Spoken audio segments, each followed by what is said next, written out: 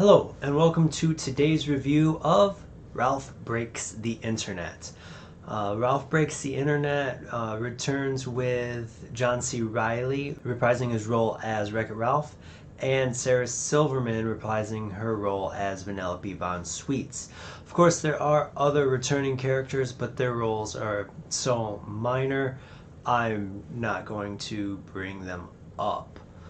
We do get a few new characters, including Gal Gadot as a character from the internet called Shank. I know I'm going to pronounce this wrong, and I hope everyone can forgive me, but it also includes Taraji P. Henson as Yes, an internet algorithm, and it also has Bill Hader as JP Spamley. The story starts 6 years after the events of Wreck-It Ralph, where we see not a lot has changed at Game Central Station.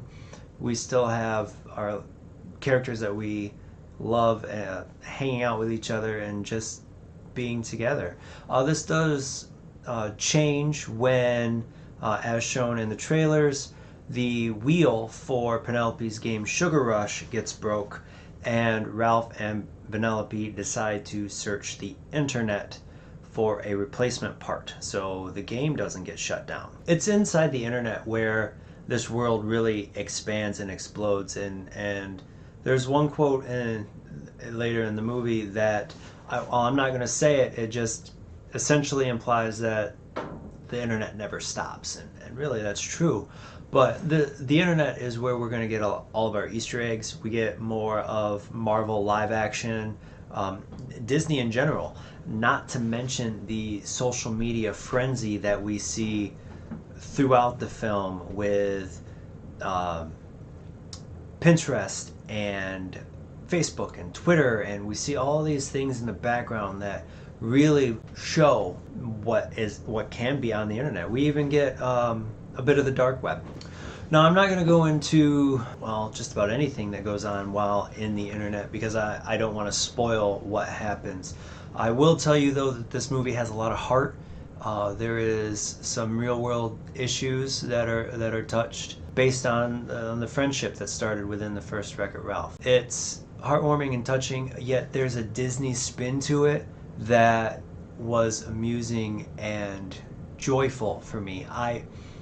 I couldn't stop laughing and smiling just at the in-jokes to the Disney properties, to fandom in general, and the internet culture. It was I don't want to say satire, but it was a very good look at what the internet can be like and how crazy it can be, going so far as to even talk about the toxicity in some of the internet areas. That, though, does not mean this movie is not for kids. It really is. I would even go so far as to say that if you consider Wreck-It Ralph a boys' film, quote unquote, that Ralph Breaks the Internet could be, quote unquote, a girls' film. There's enough there for all genders, and it's touching to see the ways that they go through the film. Wreck-It Ralph, Ralph Breaks the Internet doesn't really get too much into the toxicity, even though they show it there. And there is a very good line on how to handle said toxicity.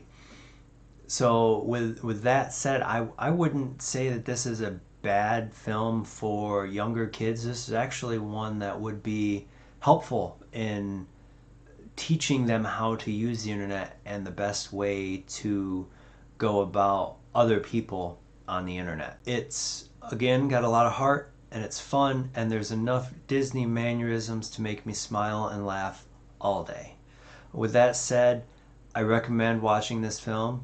The graphics, the animation is gained leaps and bounds in the last couple of years from the last Wreck-It Ralph, and it's visually beautiful. I recommend you watch it in the biggest screen that you can see and just have fun with it and laugh not only at internet culture but at yourself, because you know deep down, if you're watching this film, you've done something that they show. With that said, I hope you go and enjoy yourself with this film, and until next time, have a great night.